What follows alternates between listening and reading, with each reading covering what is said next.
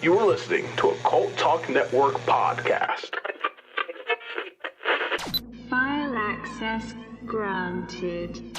Welcome, all you believers, idealists, skeptics, and all those who question the universe around them. I'm Ty. And I'm Bailey.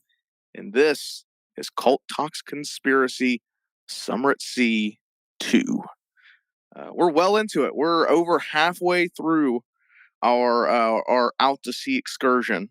Yep, we're on our way back now, which makes me like, that's always the bittersweet part of the journey, which is like, oh, we're on our way back, but also like land. I remember like when I went, my grandparents gifted me an Alaskan cruise for my high school graduation. And I remember when we started heading back, like, of course, like the cruise ships, they make all of these wonderful excursions. So like you're never bored or anything like that. But on our way back, I believe, was when we got to visit Victoria, Canada.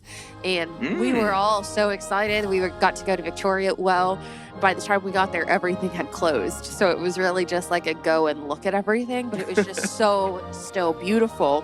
And I still remember like being in Victoria, Canada, and being like, I've got to get back on the boat. I got to get back on the boat. Was it just the anxiety of being in a foreign land like Canada, a third world country? And see, how did you live?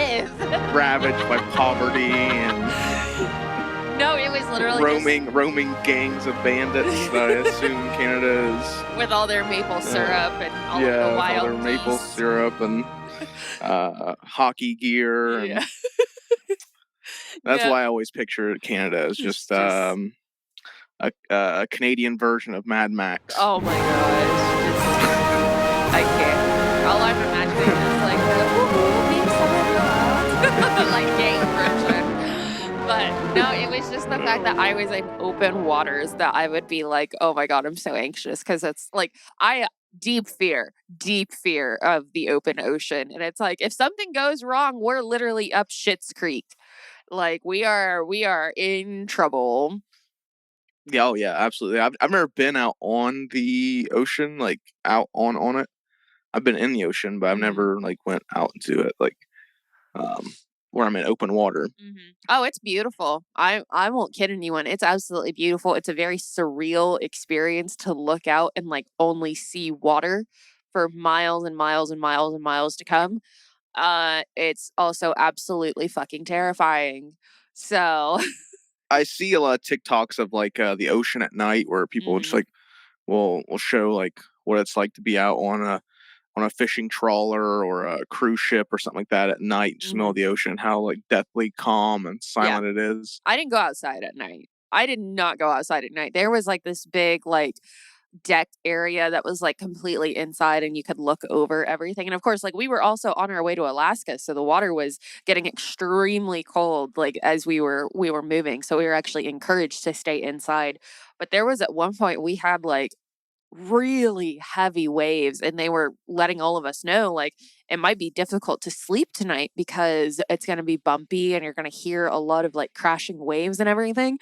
To be honest with you, that was the best I'd ever slept. However, it was absolutely terrifying to look out like before bed and just see like these massive waves like crashing up against like our windows and everything. And it was a surreal experience. If you have never been on a cruise ship, I highly, highly recommend if your situation allows or if you ever get the opportunity to go. It's an absolutely amazing experience. But like it's a little terrifying if you're, not used to being out on open waters. At one point we did see a glacier that we could like, or like an iceberg that we could like reach out and like touch. At one point, it was crazy. Like all the tourists were like, "Oh my God, this is so cool!" And then I can just imagine like the conductors and everyone just being, and the captains just being like, "Oh shit, not again, not again." Yeah, that sounds incredible. Yeah, I think I'd definitely like a bucket list thing for me is probably to go to like Alaska. I think it'd be really neat to see. It's cool. And there's so much rich like lore and cryptid lore up there I like reading about. So. We talked about that in like the iceberg, I think, about the Alaskan cryptids. Yeah. Or no, I think I can talk about Antarctic cryptids. I do believe we mentioned Nome, Alaska, though. Well, I know Essie did an episode about an Alaskan cryptid last year at the tail end of Summer at Sea, so you can check that out. Yes. But we're talking today about a very interesting theory that I've heard of years ago. I don't think we ever touched on or anything like that in Cult Talk Conspiracy. I really don't see it talked about too much. It's a very interesting idea. It has some fantastical elements, but it's mostly a scientific hypothesis. But it has kind of weaved its way into mythology and cryptozoology a bit. And it's called the Aquatic Ape Theory. Ooh. And it's super interesting. I myself am a believer in evolution. I don't subscribe to creationism. I think that evolution just makes so much goddamn sense. Mm-hmm. And so when I heard about this, because I've followed Darwinism, natural selection, things of that nature, but when I found this, I was very intrigued, and it's something that we're going to really deep dive into today, and maybe try to learn a little bit about our origins Ooh, as humans. interesting. Are you ready, Bailey, to talk about this very dry, sciencey topic today? I tried to spice it up as much as I could, but I will preface, this is going to be a little sciencey. So it's not a secret that I'm a huge nerd. So the fact that you're like, it's going to be dry and sciencey, I'm like, let's go. Let's do it. I'm ready. Well, I hope everyone else is ready, because Summer at Sea is well on its way. We're nearing our third leg of the journey. We're going to go and wrap up July here with file 047. Deep Origins, the Aquatic Ape Theory. Let's go to unseal this file.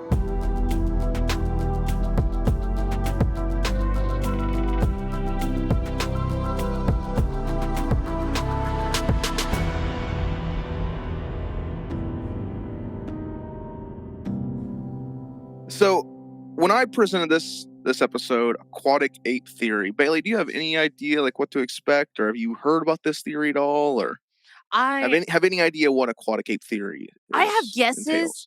I have guesses, but I have learned that when it comes to this show and my guesses, I am typically wrong. So, no, I have not heard a whole lot about Aquatic Ape Theory, and I'm very excited to learn about this. Okay, well, I mean, I'm not surprised at all, because like I said, this isn't really a common theory that's presented or talked about a lot, and it's kind of one of those like fringe hypotheses. And we'll go into the end. I'll talk about where I first heard about it, because that's pretty interesting. It's one of my favorite pieces of media as well. So we'll go ahead and let's go and break down. Let's learn a little bit about evolution. We all know, or at least should have, a relative understanding of what that entails. In itself, it's still considered to be just a theory. Basically, the process in which organisms adapt to their physical and biological environment. Naturalist Charles Darwin developed the theory of Darwinism in his 1859 book, On the Origin of Species. To many, this is the most commonly supported idea of evolution. Darwinism incorporated the idea of natural selection, later becoming a cornerstone of biology. Are you aware of natural selection at all, Oh Bailey? yes. Oh yes. Like it feeds into like the strongest man or fittest man. Yeah, so natural selection, it involves genetic mutations within species that basically get shuffled around, combined during reproduction. So over time, natural selection can lead to the emergence of new species as a population adapts to its environment. So basically, one organism may have a strong adaptiveness to cold, and it'll breed with other other species, and being a cold environment, that species will then take on the ability to survive in the cold, just over time. And basically, what this is, in the simplest, best way to sum up natural selection, it's survival of the fittest. The strong survive. Now, I have a question about that. Does that mean that two different species who share the same positive attributes would then breed together in order to create, even stronger attributes in that one particular thing? I don't know if that question makes sense. No, that makes sense. Okay. That's pretty much what it is. Yeah. Okay. Yeah, that's basically what it is. Just over time, survival of the fittest, the strongest survive. So these strong attributes will carry on through the bloodline. Is how natural selection works. Basically, like if you're good at swimming, and that bad bitch over there is good at swimming, hey, let's create a super swimmer. Yeah, and that is something that you'll see. That's selective breeding. Mm-hmm. I don't talk about it in this, but that is selective breeding, and that was a common thing for a lot of different civilizations. Mm-hmm. If we want to talk about the dirty history of America, that was a very common thing used by slave traders. What's up, South? Yeah. Yeah. And Yeah. I mean, it's also your people, my peeps, were very fond of that idea. But no, that was something that was used during the slaving days of America, where they would find very strong African Americans. They would breed those out in order to create stronger slaves. The weaker ones they wouldn't breed, so that bloodline would kind of fall out. Mm-hmm. So that's selective breeding. It's used on dogs and horses. Mm-hmm. Sport animals. Mm-hmm. The selective breeding is very popular there. Mm-hmm. Mm-hmm. Yeah, that is selective breeding when it's intentionally targeting these strong attributes. But natural selection, this occurs naturally through survival. Okay, this makes more sense. Yeah. So it's not like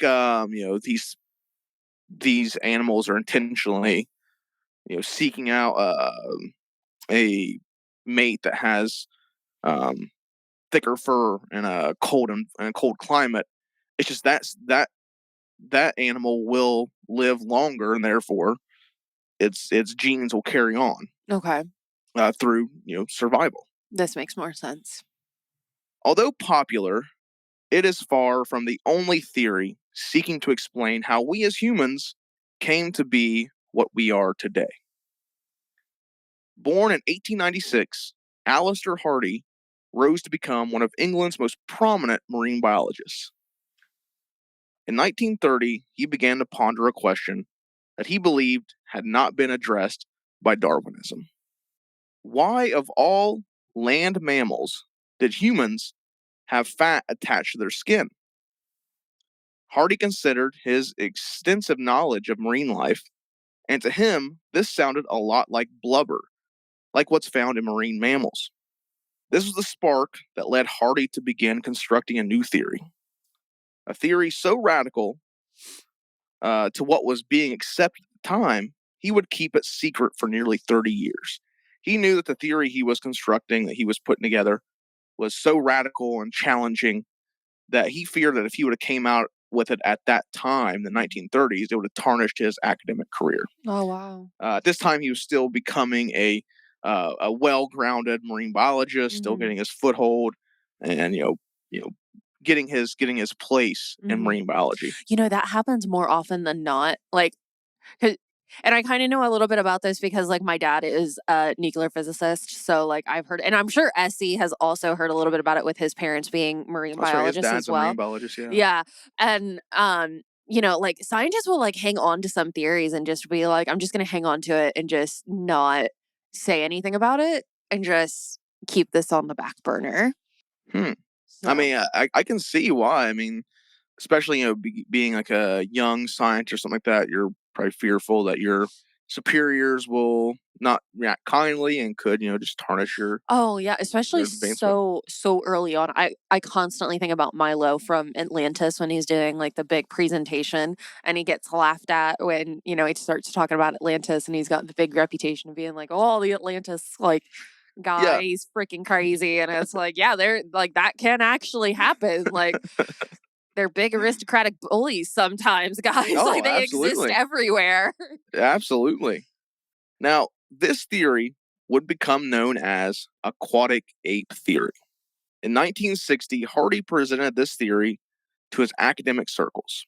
He would begin speaking and writing on this new theory, but would be criticized by his peers, as expected. He'd kind of foresaw this, 30 years prior. Despite this, the theory would persist. Alistair Hardy, who would pass away at the age of 89, is rightfully so considered to be the godfather of aquatic ape theory. But in 1982, Welsh screenwriter and author Elaine Morgan would cement her place as the godmother when she would be credited for taking the theory from scientific obscurity to a much larger audience. I guess you could say like Alistair Hardy walked so Elaine Morgan could run. Oh, beautiful. Originally published in 1972 as Descent of Women, she would republish her writings in 1982 as The Aquatic Ape, to much greater success. Morgan was much more vocal and outspoken than Hardy, who had feared ruining his own career. However, this was a fear that Morgan did not share. Now, it is interesting to note that Morgan did lack the scientific background that Alistair Hardy had. She was mainly a screenwriter. She wrote many books, but she still had a pretty decent scientific background. Just wasn't as well established as Alistair Hardy. Which she didn't come up with the theory. She just kind of supported it and perpetuated it into broader audience. She was more of an amateur scientist, focusing more on feminist activism, which, strangely enough, is how she came across Hardy's research. Do tell. Morgan had grown frustrated with what she perceived as male-dominated interpretations of human evolution. She found that Hardy's writings directly challenged these interpretations. Now, after the success of The Aquatic Ape, she would go on to follow up with another book in 1990, The Scars of Evolution, then The Aquatic Ape Hypothesis in 1997, before she died at the age of 92. So, these are considered the two most influential figures behind the aquatic ape theory. Alistair Hardy came up with the theory, Elaine Morgan took the theory and presented it to a much wider audience where it gained significantly more traction than what Alistair had brought. Alistair was very timid about presenting it to a wider audience because of the backlash and criticism he received and not wanting to tarnish his career. But Elaine Morgan just kind of put it out there. 3 books total. So, what exactly is this theory that these two are, really pushing out there? The theory itself stands to directly challenge the traditional savanna theory. Now, we will talk about this a little bit here later on. The savanna theory is, I guess, currently, at least to my knowledge, the most widely accepted scenario in which humans developed all of our traits and how we became to be what we are today. In accordance to evolution, this was like the event that pushed us to evolve to what we are today. Okay, interesting. Aquatic? I don't know if you have the answer to this, but it was just my mind. Like, why is it called the savanna theory? Is it because of the African savannas or? Oh, the savanna desert. Now, okay. I found this interesting too. I didn't know this before going into this. The savanna desert isn't like one location. I thought it takes place, the savanna theory, but the savanna desert is actually just like a condition of desert. Oh. So there's savanna deserts in Australia. There's savanna deserts in Egypt. There's savanna deserts in Asia. It's like a form of desert. Like I thought it was just the savanna desert, which I think I may be confusing with Sahara Desert, which is also in Egypt. But I think I was thinking that but no, savanna desert is a form of desert, form of terrain, basically. That's cool. Yeah, so I had no idea before I went into this. That was a thing. But aquatic ape theory presents the idea that humans may have, for at least some time, lived in either aquatic or semi-aquatic environments. Now, oftentimes, proponents of this theory, they'll cite 4 key points that in themselves differ humans from other primates. Now, these are emphatic traits that are particularly unique to humans outside of other primates. The first trait being bipedalism. The defining characteristic of how human beings no other primates spend their lives predominantly upright on 2 feet, except Bigfoot. Bigfoot does. But no other primates outside of us and Sasquatch. Yep. We're the only ones. We're good. Yes. But you will see other species like chimpanzees on 2 feet, Yeah. but only for short periods of time. They don't live on 2 feet. We're the only primate species that does that. If you see chimpanzees or gorillas or whatever, they might be on their feet, but they'll duck down, walk on all fours. Yep. Mm-hmm. Aquatic ape theory proposes that this trait was developed while wading in shallow waters. This would have allowed our ancestors to keep their heads above water for breathing and to keep vigilant in their surroundings. Basically, as we see with other primate species, they will stay on 2 feet. It doesn't look natural when they do. No. If you ever see like a chimp or a gorilla on 2 feet, it's very unsecure. You can tell that's not their natural way of being. But basically, if a human goes in water, of course, our natural instinct is to keep our head above water. Mm-hmm. Therefore, we straighten our back. We're on our 2 feet. So what aquatic ape theory proposes is that at some point during human development, we were in water, at least, if not all the time, a majority of the time, to help us gain this ability to keep upright and to walk on 2 feet, basically. Now, the savanna theory that I mentioned moments ago is what most believe shaped modern humans through various events and phases of natural selection. Since these are the two competing theories, in a sense, one obviously has more support than the other, but how does the savanna theory try to explain bipedalism?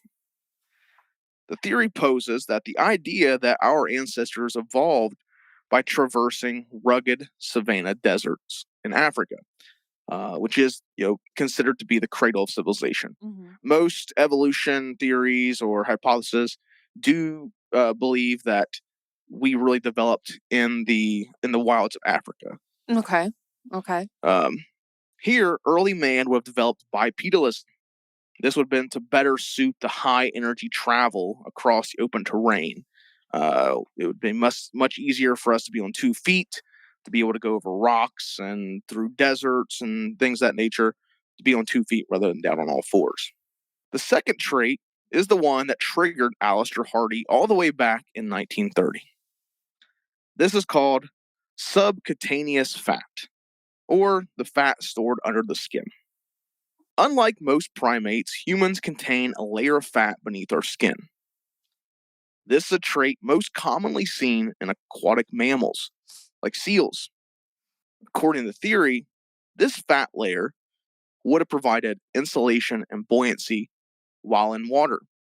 This would have helped early humans maintain body temperature and float easier while swimming. But critics argue this trait would simply be due to humans' tendency to change our diets, traverse different climates, more so than other primates. Most other primates don't travel in and out of hot and cold areas. So the idea is that we as a species develop this skin fat, basically, because we go through many different climates. We go cold, we go hot, and it'd be just easier for us to keep this thin layer of fat to use in cold temperatures, while not being overtly temperate, where when we go in hot temperatures, it doesn't overwhelm us. But are they saying like that's a result of our evolution, or are they saying like that was always there? No, according to aquatic ape theory, we developed that by being in water. Okay. Because this is a trait that's most commonly seen in seals and other mammals that are aquatic based. I think it's also seen in whales too, like the blubber. Yeah, blubber. Yeah. Yep. Mm-hmm. Which, I mean, that's extremely fascinating as well, because like there has been evidence of humans being in places where like today there should not be evidence of humans living there. Like we still can't figure out how they were able to live and survive in such a climate. But that also feeds into like, was the climate then as we know it now? Oh yeah. But also there's so much of our history that we're just missing that we as humans, we actually did a really terrible job of documenting all of our history. Like there are centuries that we just don't know about and we don't know how our evolution came to be what it is. So this is fascinating. Yeah. This is tickling all the nerd cells in my brain right now. Now, the third trait is, of course, another defining human characteristic shared only by us and hairless cats, I guess. Oh God. And that is the loss of body hair. Again, a feature not seen in other primates, but rather aquatic mammals. This one is fairly simple. Body hair is obviously not conducive to decreasing drag in water. You won't find body hair on species like dolphins or whales, these creatures that are extremely proficient in their aquatic environments. This lack of body hair that most humans have, because I've seen some pretty hairy humans, Oh yeah. makes us more streamlined for swimming. We have, for the most part, a fairly smooth body, especially when you take into account other primates. Most other primates are covered in full hair. Yeah. But we're mostly hairless. This trait appears in other origin theories, but is hypothesized to be more suitable for thermoregulation on land, not water. But it could also be due to sexual selection. That's another theory that other hypotheses hold. Is that maybe the hairlessness is just a better way for us to select sexual partners. You have much more of an idea of what that person or what that person has, basically, because we're not covered in hair. Yeah. This is another big point that Alistair Hardy also focused on, was the hairlessness, because it does further align us more closely to these aquatic mammals that you find. I mean, I think if you were to put a human next to a chimp or a seal, for instance, we would bear a lot more. I don't say a lot more. We do bear quite a bit of similarity to these aquatic mammals. Right, especially with physical attributes as well. We can also make ourselves hairless too. Yeah. I mean, I think and I'm loosely quoting this as well, so please feel free to correct me. I think if you shave a certain part of your body for a certain amount of time, hair will just stop growing because you've damaged the follicle so much that it's just I'm done. Never mind. Yeah, We're I think not so. growing anymore. You also see that a lot with laser hair removal, but that's science getting involved with more science at that point. Right. There's also hairless guinea pigs. Yeah. Yep, they're called skinny pigs. They are everyone's like, oh my God, they're so cute. And I'm like, listen, I'm not saying no to one, but I am saying it's going to have a terrible name because that is a creepy looking motherfucker. So that fucker's name is Gollum, is what that one's getting named. But side quest over. Now the fourth trait is voluntary breath control. This is a remarkable ability that is far greater than seen in any other primate. Some humans, it has been reported that some humans can even hold their breath for as long as 11 minutes while underwater. Oh, damn. That is insane. That's crazy. That's longer than some actual aquatic animals. That's insane. I mean, that's an insane ability. That's insane because there's also and I can't remember. I'm going to Google this real quick because there's a certain time limit that if your brain doesn't get oxygen, you start to have risk of brain damage as well. I used to know it by heart. Well, when humans are doing this, we're not depriving ourselves of oxygen. Oh. I mean, you're voluntarily controlling your oxygen. Yeah, that's correct. Because obviously you can't survive without oxygen, but for 11 minutes, some humans have been able to regulate their oxygen for 11 minutes. There is even a tribe, I believe, I want to say in Africa. They are actually so adept to controlling their breath, they actually hunt on the bottom of the ocean. Wow. They allow themselves to sink to the bottom of the ocean and just walk along the seafloor and fish, basically, and hunt sea animals because that they're so proficient at it. That's the easiest way for them to hunt. That's crazy. You know what it reminds me of? It reminds me of American snipers in the military. They will actually like time their breath and even in some cases their heartbeats to Yeah. match when they are firing, to try to like completely calm themselves. That's like the level of discipline that reminds me of. Yeah. And it's absolutely like superhuman type shit as far as I'm concerned. Now, 11 minutes, that is an extreme example of humans holding their breath. An average human, depending on like their physical or health condition, they can hold around about 3 minutes. Mm-hmm. Between 1 to 3 minutes is like the average. I'm making it 30 seconds. 30 whole seconds is what I'm doing. So I am not good at this. Now, this ability to consciously control how we conserve oxygen and manage our response to high pressure, very beneficial in an aquatic environment. Long distance travel, hunting in deep waters. This trait is actually so ingrained in us as a species that if you were to take a newborn infant Mm-hmm. and place it in water, they would instinctually hold their breath. Oh, God. So, I mean, that is how ingrained this is into us as a species. It's not just a thing you pick up. It is instinctual. Now, if you were to do that with, say, a baby chimp, they would not. They They're don't afraid. possess this ability. Yeah, that's insane. Have you ever seen the videos of like, I haven't seen one in a really long time, but basically like teaching babies how to swim is just like putting them in the water and then like letting go of them, or even like Yeah. in some cases like throwing them in the water, and like they'll instinctually know like number one to hold their breath, but number two to start moving in like a swimming motion to try to keep themselves afloat. And it's like no one's taught that infant that. Right, Like, and that does fall into that. That is another argument that proponents of aquatic ape theory Mhm. do argue, is that this ability for, I mean, this connection between us and water Mhm. is just so instinctual. It's just built into us. But yeah, the infant thing is something that is a huge argument Where was for that? aquatic ape theories. Where was that when I almost drowned? Why don't I possess this instinct? I feel like my ancestors have betrayed me. We gonna talk about that later, but Now, of course, there are always counter arguments to aquatic ape theory, and even to this. Outside of water, breathing control can be beneficial for clear communication.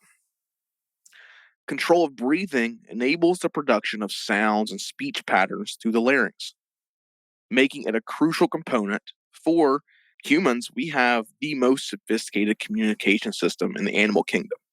So, of course, we would need this ability to control our breath, to regulate how we use oxygen in order to make these sounds and these patterns that we form as speech. These traits form the basis of aquatic ape theory, but are still considered highly debatable by critics, among other things. Each of these things have arguments or evidence elsewhere. Um, Now, another thing that I don't touch on a lot here, but something I found a lot when you would find people promoting aquatic ape theory is, if you look at our hands or our feet, we actually have a slight webbing between our fingers. I mean, you can look, you kind of have it. That is not shared among other primates. So, of course, this webbing does enable us to move better through water. It makes swimming easier for us to have this webbing. If you look at fish or any other thing, they have the fins. So the idea is this is like a webbing that we would have used during that time in the water. Now, another one of the big detractions from aquatic ape theory is the lack of direct fossil evidence. The fossil record serves as the main source of understanding about our ancestry, their environments, behaviors, physical adaptations. Now, despite extensive fossil discoveries related to early humans, there has been no definitive evidence to show adaptations specifically for aquatic life. Going back to the savanna theory, which is supported by fossil evidence, you can look at fossils of humans, you can see that gradual adaptations, just legs and feet structure for bipedal walking. There's that famous picture. When people think of evolution, they think of that diagram Oh, yeah. that shows, the ape to human evolution. Nowhere in that, at least to modern science, or I guess popular science, is there a place in that chart where we see water or aquatic life adaptations forming. But does that only mean that the chart goes further back that we don't comprehend quite yet? It's very possible, because even evolution itself is a hypothesis. Right. Yeah. No one Evolution actually has never knows. been fully proven. It's not. You can't call evolution a fact. As much as people support it, I support it and other people do, but you can't say that it's definitive, because in itself it's just a theory. I think it's extremely plausible, and I think to just complete self of scientific fact, or at least scientific possibility, not scientific fact, but scientific possibility of how we actually came to be the way that we are. Were you a part of this? And this is a little bit of a side quest. Were you in school at the time when they were trying to put evolution in schools? And teaching kids. I read about evolution in school. That was me. That was my generation of kids. They were trying to talk about evolution in science classes and everything. And I even remember as a kid being like, why aren't we allowed to talk about this? If this is part of, who we may be, why can't we talk about this? But of course, I think it's asinine. Because I had a coworker years ago. When they moved off to Idaho, rural Idaho, because I guess Idaho has little to no regulations on schooling, because it's a small population in Idaho. Mm-hmm. So he moved his kids out there to live on some Catholic commune that didn't teach math or science, because he believed both of those were tools of the devil.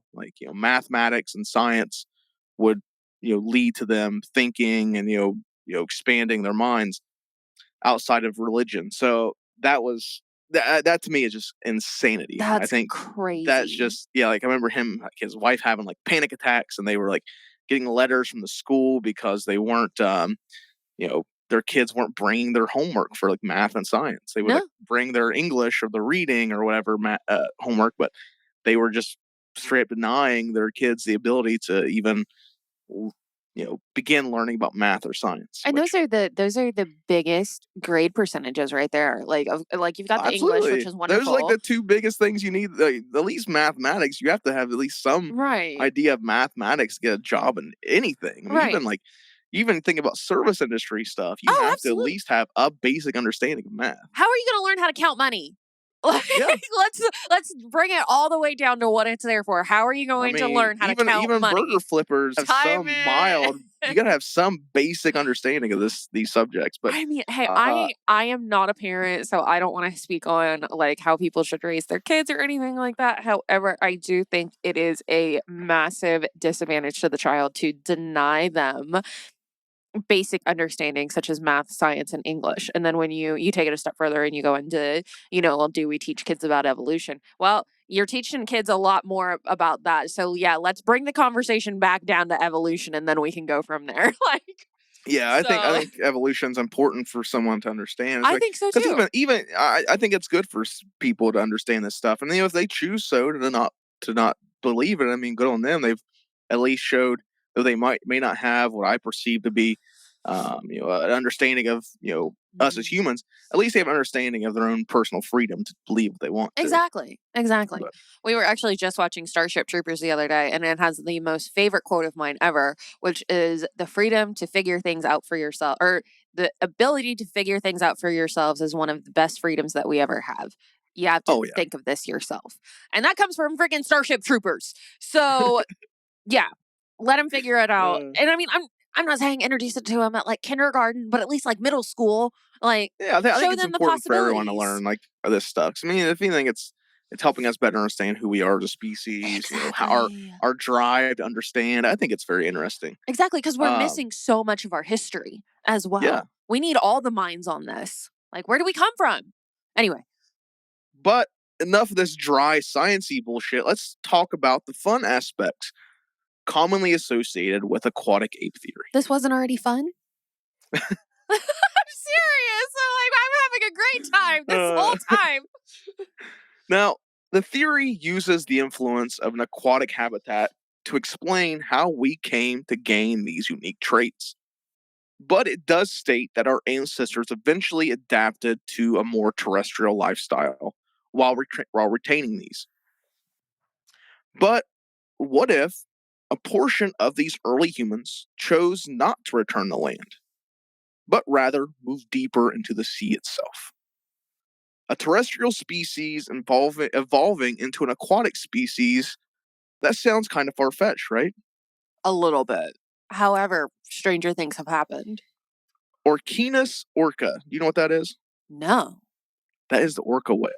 Ooh. Do you know where it originated? The orca whale? I hope it's on land.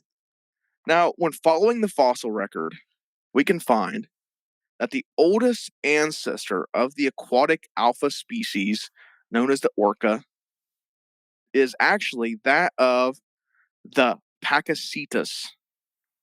The Pakicetus was a land-roaming wolf-like species What? that over time moved from land and evolved into what modern day is the orca whale. So the orca whale began its life as a wolf. What? Yeah, that is supported by the fossil record. So Wait. that's not a that's not like a conspiracy thing. That's like, if you want to believe the fossil record, that is fossil fact. Like, that is the thing. Oh my gosh. So, yeah, like, if you look at a chart of orca whale evolution, you'll see where it originated. It originated from a wolf. so like fur and everything down to blubber.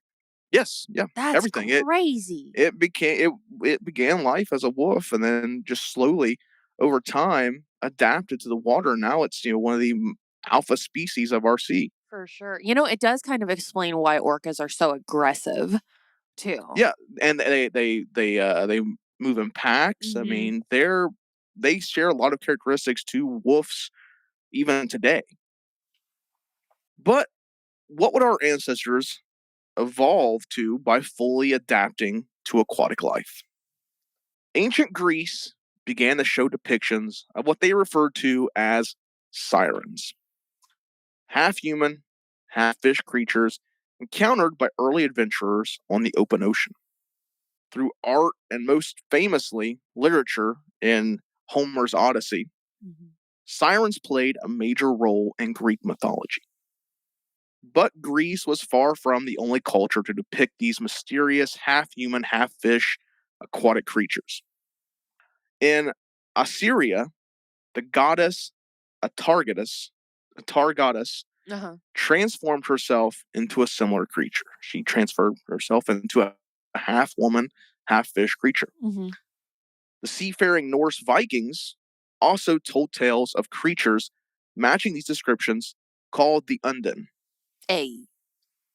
During the medieval and Renaissance periods, European sailors reported what would become known as mermaids. Even explorer Christopher Columbus would report several sightings, and not just isolated. I mean, Christopher Columbus reported several sightings of these mermaid creatures. African and Asian cultures have their own traditional folklore, which Mhm. have mermaid-like features. The Mamawati, Yep. water spirit of West and Central Africa. Yup. The Ningu from Japanese folklore is considered an omen of impending disaster when it appears. Legends that can be interpreted as mermaids even appear in some traditional Native American lore. The Nuntasivut people told tales of half-human, half-fish entities that would bring either good or bad fortune. Now, much like we talked about in our last episode, the Leviathan, Mhm. it's very fascinating when you find these depictions of a supposed fantastical or legendary creature. Early and nation was not common. They didn't have like that, Yeah. Oh, yes. and they would report these very similar creatures. With all these different cultures describing similar creatures, this could suggest that what they were actually seeing was a branch of her own species, now fully adapted to life in the ocean. Oh. This idea has really captured the imagination of many believers of ancient mythology, who see aquatic ape theory as a solid scientific basis for mermaids, this supposed fantastical made-up creature. Believers in that look at aquatic ape theory as the scientific basis that could support their existence. To be clear, this was never the intention of Alistair Hardy or Elaine Morgan when promoting aquatic ape theory. In fact, before the correlation was made, the theory was basically a fringe hypothesis. But once the link was made to mythical mermaid origins, it was, in most scientific circles, seen as completely discredited. Oh, no. Yeah, once people started promoting this idea of mermaids being linked to aquatic ape theory, most scientists they completely distanced themselves from aquatic ape theory. However, even before this, prominent detractors like Henry Gee, a paleontologist, evolutionary biologist, and editor of the scientific journal Nature, explained that aquatic ape theory actually ignores the primary scientific principle that constitutes a theory, in which that it should be based on positive evidence rather than the absence of evidence. If you want to form a good theory, much like evolution, it uses positive evidence. Right. There's evidence of this, and you're linking it to that. A bad theory, what's considered to be a bad scientific theory, will take the absence of evidence and make up something for it. Yeah, then you're not even, it's really, we talked You're about. just making up stuff. Yeah, you're making up stuff. It's not even theory or hypothesis at this point because you're just making up stories. Not hypotheticals and stuff. Yeah. No. Now, while John D. Hawkes, a professor of anthropology, claims the basis of aquatic ape theory is to cherry pick evidence to interpret while ignoring counter evidence. Ah, so rude. So rude. Like, woof. Now, the theory itself still lives on in small but passionate communities of supporters. A community that was actually reignited in 2012 when the Animal Planet premiered a very interesting documentary titled Mermaids, The Body Found. Uh-oh. Have you ever seen this? I think I've heard of it because I'm pulling images up in my brain right now. It's fantastic. It's a mockumentary. It's not a documentary. It's a mockumentary. Animal Planet had this really weird time, which I loved around this time, where like yearly they would create this like fake Ladon, which I love. They did one about a lost primate species in the jungle, which is amazing. I think it's just that's just like a good movie in general. Oh yeah. But Mermaids was a mockumentary promoted as a documentary. That's like the main criticism of Animal Planet when they did these, because Animal Planet before this did a dragons documentary, like basically like theorizing if dragons were real, how would they interact with the the animal kingdom? How would they? Right. Where would their place be in the natural animal kingdom? And it's very good, but it's promoted as being like a fictitious like fantasy is how it's promoted. Right. But with the Mermaids documentary and the Megalodon documentary later on, they really didn't make that clear. So a lot of people criticize them for like trying to deceive or trick people into these, because they don't say like, hey, this is a fake thing. They don't put credits at the end. There's nothing like that. It's made very well. It's presented as fact. Yeah. And it's presented like a regular Animal Planet documentary you would find on their channel any given day. A documentary about tigers. Yeah. You could put it next to the Mermaid's Body Found. It would just appear as though it's a regular piece of Animal Planet programming. Oh yeah, and like you've even got you just Google search it. One of the first images that pops up is by the sun, mermaid in all caps, washed up on Norfolk Beach, claims man who found remains. The sun. Yeah. Yep. So I can very clearly see that, but also knowing what I know about these mockumentaries, it's kind of like, yeah, but like you know what they're coming out with at this time. Yeah. So like I don't know. I guess I have talked about it. I've talked about it several times on the show. Oh, yeah. I love mockumentaries. I think it's like one of the one of my favorite like forms of art is mockumentaries. Like a well-made mockumentary, it just hits all the boxes for me because I love documentaries. But I love these mockumentaries that take like a fantastical thing and present it as real. I love them. I can't get enough of mockumentaries. There's so many good ones out there. I can make a list of solid mockumentaries people check out, I'm sure. Wonderful. But Mermaid's Bodies Found came out in 2012. And it leans heavily into the aquatic ape theory. There's basically that's the origin given in Mermaids the Body Found to the mermaid species. Is that we as humans, we spent most time in the water, and eventually we broke off into two branches. Our ancestors obviously moved back to land, to terrestrial land, while this other branch just went deeper into the ocean. Right. And became fully aquatic creatures.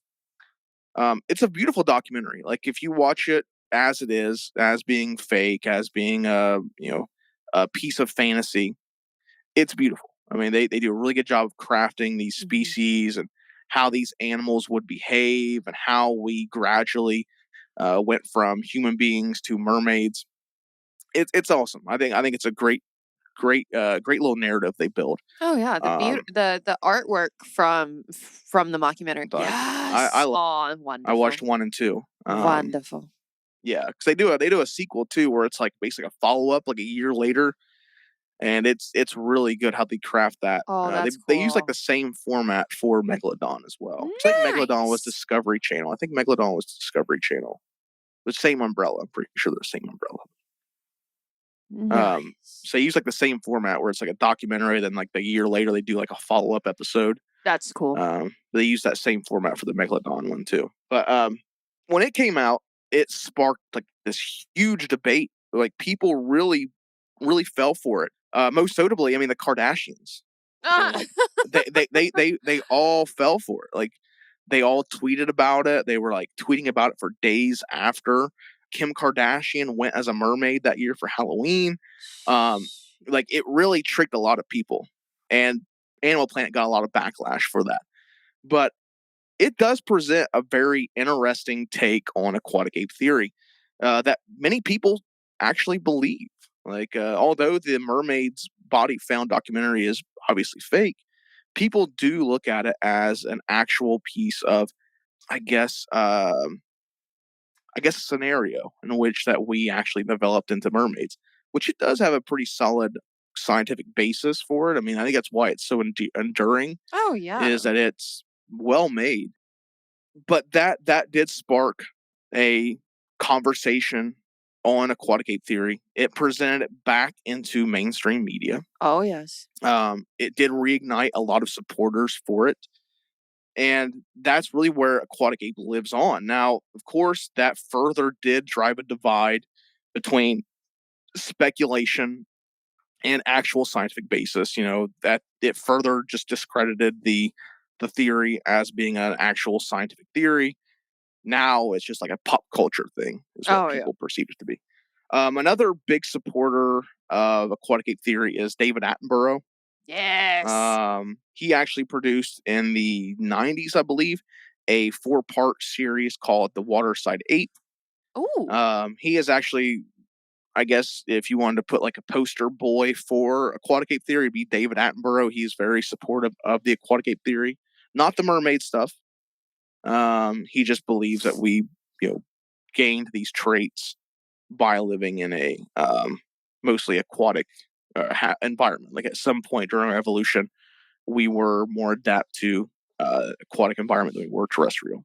I love David Attenborough. Yeah, and it's great. It's so good. Yeah, he's great. His documentaries are really great. He's a good voice to listen to too. Oh, yeah. What'd you say that this one was called that he did? The Waterside Ape. Waterside Ape. I'm gonna have to look into that one. Yeah, it's a 4-part series. I believe it came out in the 90s. I kept finding conflicting stuff that it was 80s and 90s, but I believe it was the 90s.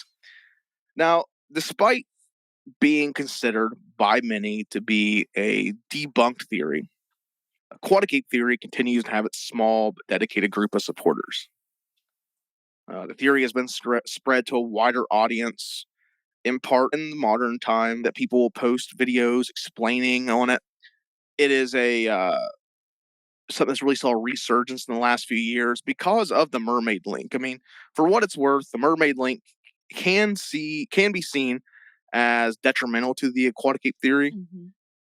Because it does fantasize it, makes it maybe seem like a little less grounded in reality because of mermaids being seen as a fantastical mythological creature.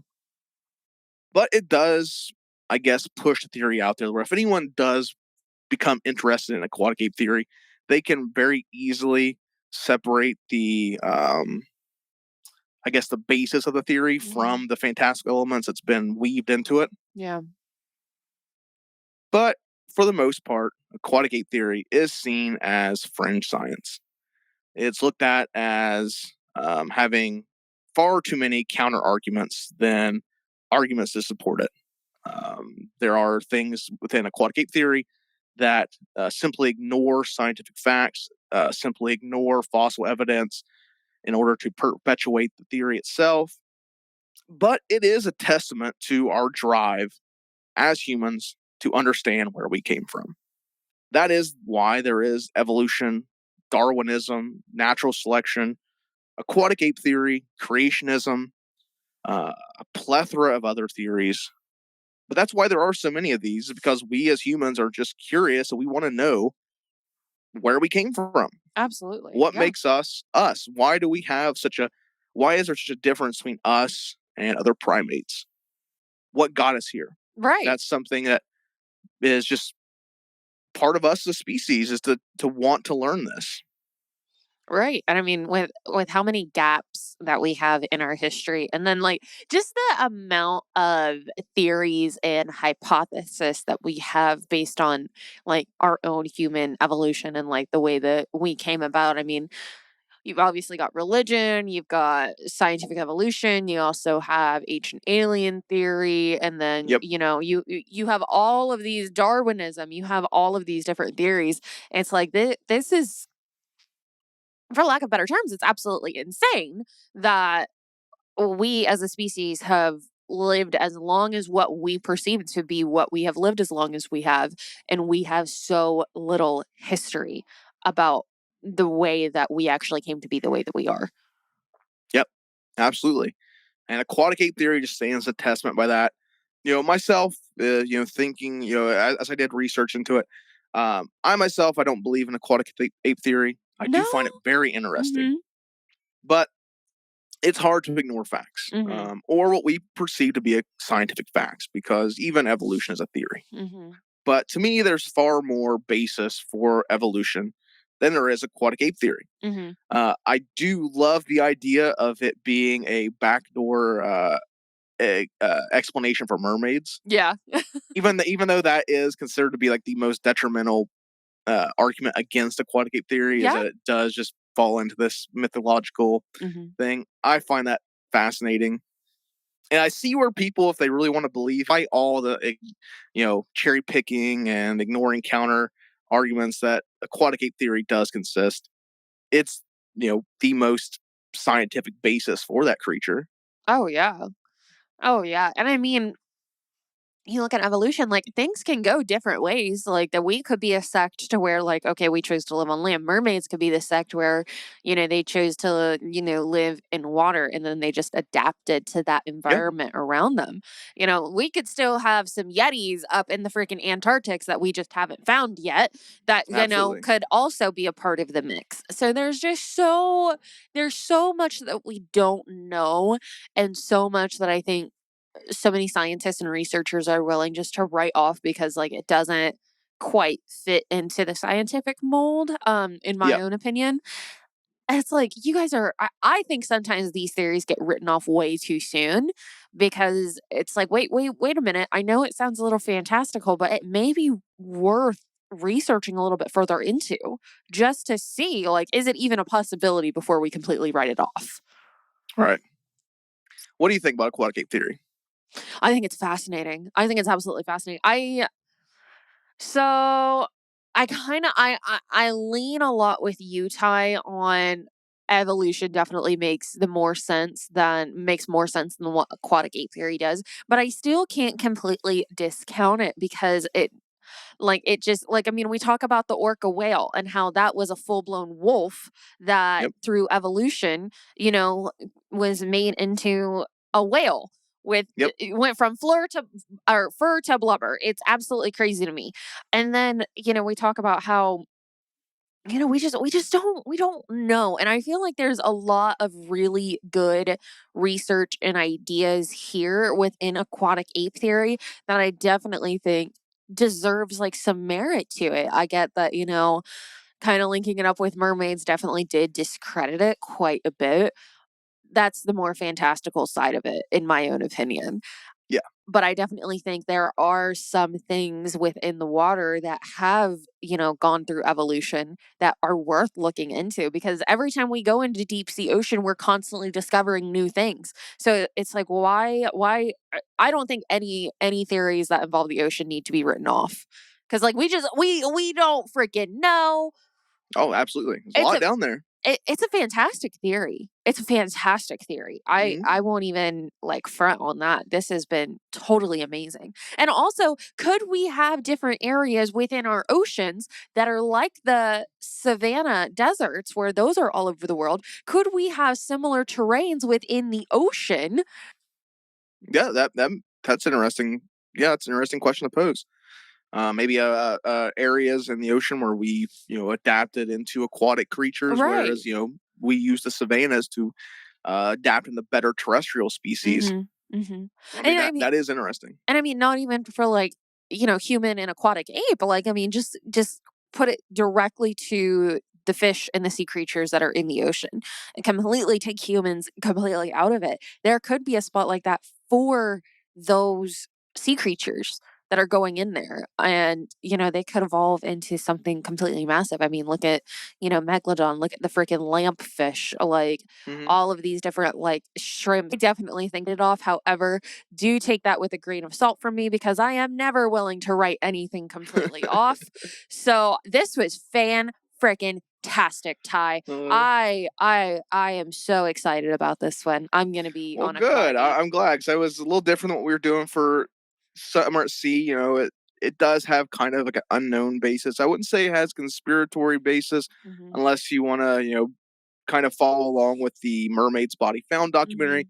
which does kind of present conspiratory aspects where it's that the governments know of mermaids and are actively covering them up because it interferes with oil drilling and military weaponry and things of that nature.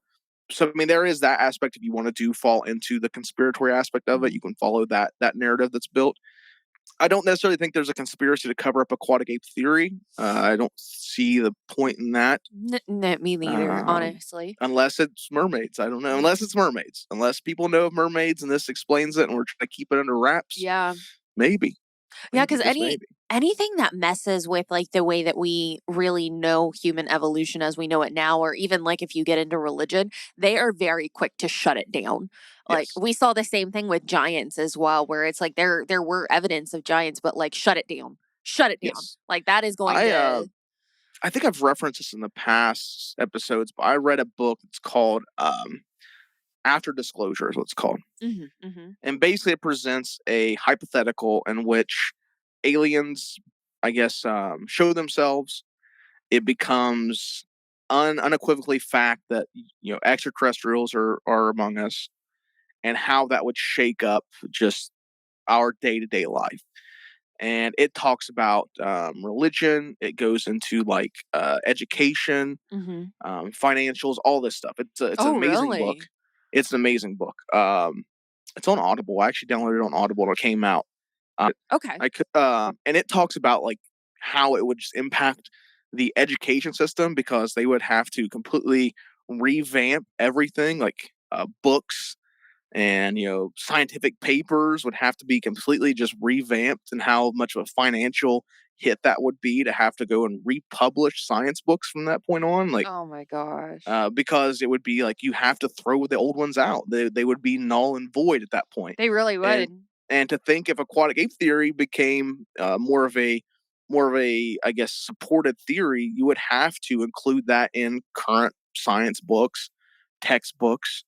It would be a huge financial endeavor to go under. So, I mean, there's stuff like that. I don't know if that would be enough for us to actively cover up possible origins of us as a species. But, I mean, there are things to think about that because, money does do some fucking crazy things to people, and maybe they would be like, we can't afford to be supporting this bullshit. Yeah, no. We've already went too far down the Darwinism hole. We can't be throwing aquatic ape theory into this. Oh, yeah. We'll lose millions. We'll lose millions. We'll lose it all. But yeah, I mean, that's a very interesting theory to talk about, to look into. Like I said, it's not very common. You don't hear a lot of it. Outside of mermaids, the body found, I've never really seen like super mainstream discussion of aquatic ape theory. Of course, David Attenborough has the waterside ape, which I've never seen. But to my knowledge, mermaid's body found is, the most mainstream thing I've ever heard on. That's where I first heard about it. And that's what made me want to kind of dive into it, because I've always been fascinated by that mockumentary. Yeah. I think it's an amazing piece of cinema. Yes. If you look at it in that way. But yeah, we'll have to watch sometime. We really will. We'll have to watch it. I have all those. They're like appointment viewing for me. But this has been a fun ride here on Cult Talk Conspiracy Summer at Sea 2. Yeah. We're about to break into the third leg of the trip coming up here in August. Oh my gosh. Bailey's going to be bringing us a big boy. Big one. A big one. A big episode coming out August 6th, 2 weeks from now. File 048. Bailey's going to be tackling the Bermuda Triangle. First conspiracy I ever heard of, by the way. Ooh, that's going to be fun. First one I ever heard of. My mom has a huge obsession with the Bermuda Triangle. I love that. So that's been a very interesting bonding experience, talking with her about the Bermuda Triangle. Tell me what you know, woman. But we hope you guys had a fun ride, learning a little bit about our deep origin, a little bit about aquatic ape theory. Let us know what you guys think of aquatic ape theory. Is it something or do you think there's just far better explanations for us, the human species? Let us know in the comments below. If you're listening to this on podcast platforms, go ahead and let us know on Instagram at CultTalkNet. We'll want to hear from you guys. DM us. Yes. Leave us a comment on a post. We're very good about responding. Speaking of reaching out, let us know how you guys think of the show. Leave us a rating, a review, whatever it may be. Wherever you listen. We always want to hear from people who listen to our show, because to take an hour out of your day or week or whatever to listen to one of our shows, we're extremely grateful. Oh, yes. So let us know what you think. Let us know any ways we can improve, or just what you think of the show. We're curious. Follow at Cult Talk Net across the board. Instagram, Facebook, X, YouTube.com/CultTalkNet. Follow us. Cult Talk Conspiracy. Bailey and I, we're here every other Tuesday. Cult of Campbell, our Bruce Campbell podcast. It comes out on Mondays sometimes. And Cult of Lore, our Warhammer deep dive lore-based podcast with Ben, Jerry, and Eric. That comes out every first and third Thursday. Cult of Lore. Make sure you guys check out youtube.com/CultTalkNet for the full video experience. They do a really good job making a visual aspect that adds to the episodes. So make sure you guys check that out at CultTalkNet, youtube.com, first and third Thursdays of every month. That does it for us, Bailey, as we get ready to wrap up Summer at Sea here on our last two voyages out to the ocean to make you question everything before you go back into the water here with Summer at Sea 2.